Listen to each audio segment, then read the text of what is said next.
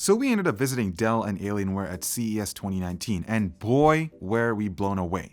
They had a ton of new products, but two of them actually really stuck out. The new Alienware Area 51M and the sick-looking 55-inch OLED gaming monitor that may actually beat Nvidia's big format gaming displays in nearly every way. But first, a huge shout out to our sponsors MSI, Corsair, Thermaltake, Razer, and Fantex, because without them, this trip to CES 2019 would just not have been possible. Let's start with the Alienware 55-inch OLED 4K monitor, and it looks incredible. This is actually the first large format gaming display to use an ultra-thin 4K OLED panel that's HDR capable. It has a variable refresh rate feature which modulates screen refresh rate based on what's being displayed.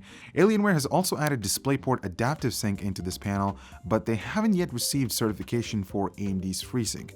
And honestly guys, this thing is just begging for higher-end GPUs, and I have to wonder if Nvidia will certify it for their G-Sync over Adaptive Sync. But since it is a direct BFGD competitor, I'm not quite sure if that will happen.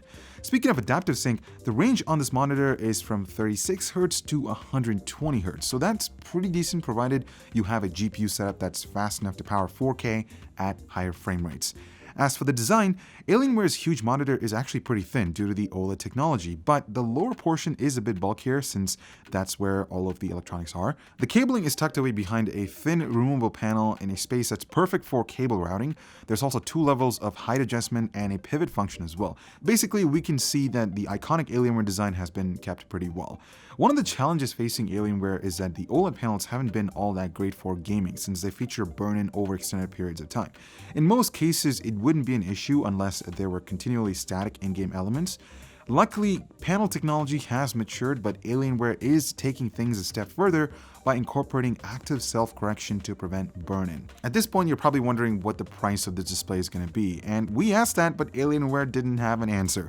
All we know right now is that this 55-inch 4K OLED display will be available sometime in the second half of this year. Moving on to the next bit, this is the Alienware Area 51M 17-inch gaming notebook, and it promises to be a performance monster. Basically, this is marketed as the most powerful notebook ever created, and honestly, based on the specs, that's exactly what it is. Think overclocked desktop processors and desktop-class GPUs. Not only that, but all of the key components are upgradable. From the outside, the Area 51M looks like a mix of new and old design, and that's because Alienware's Legend design language, which combines, classic elements with new finishes. Honestly, this is a look you will either love or hate. Personally, I'm not really a fan, but the lunar light and dark side of the moon colors look amazing. But the real story is what's going on the inside. In its highest configuration, the Area 51M will feature an overclockable i9 9900K, a desktop RTX 2080, 64 GB of memory, and a Z390 motherboard.